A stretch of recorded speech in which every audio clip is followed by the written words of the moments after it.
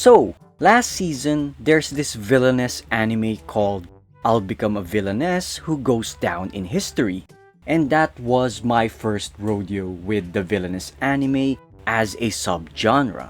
Unfortunately, I dropped this one in just 3 episodes. I might still go back to it if there's a ringing endorsement in the comment section below, but in any case, I dropped it at the time because if memory serves, I got what the kids these days would call the ick when I was watching this one. I think it had to do with how the boys perceived Alicia early on, especially Duke, and it was a perception that I'm not a fan of.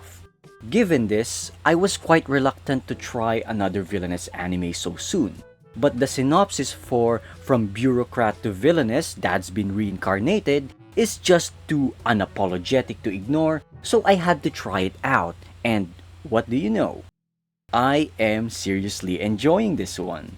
Not only is our 52-year-old Kenzaburo calm, cool, and collected from having decades of experience, be it in social situations or workplace shenanigans, what I like the most about this anime is how Kenzaburo is consistently failing upwards.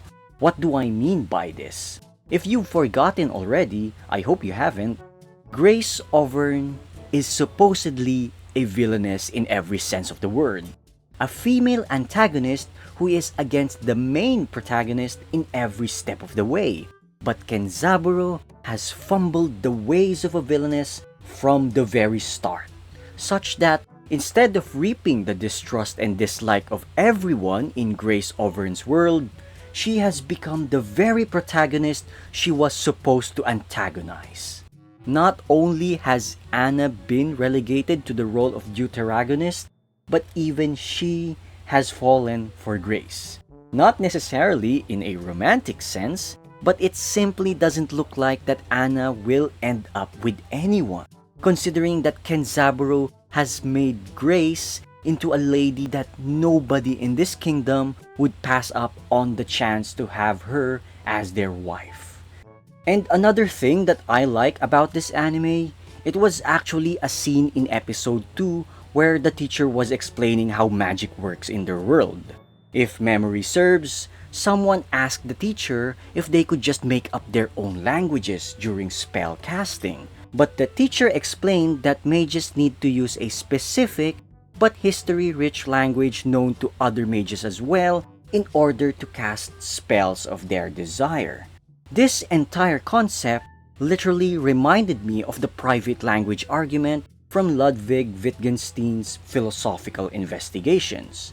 To give you a brief rundown of the concept, Wittgenstein claims that it is impossible for a private language to exist. This is because every concept that we people can talk about are by nature publicly agreed upon. When I say the word villainess, I'm not saying my personal idea of a villainess, but rather what I am saying is the idea of what English speakers have agreed upon when I uttered the word villainess. When we talk to each other, what we refer to with our words is always something accessible in a public manner.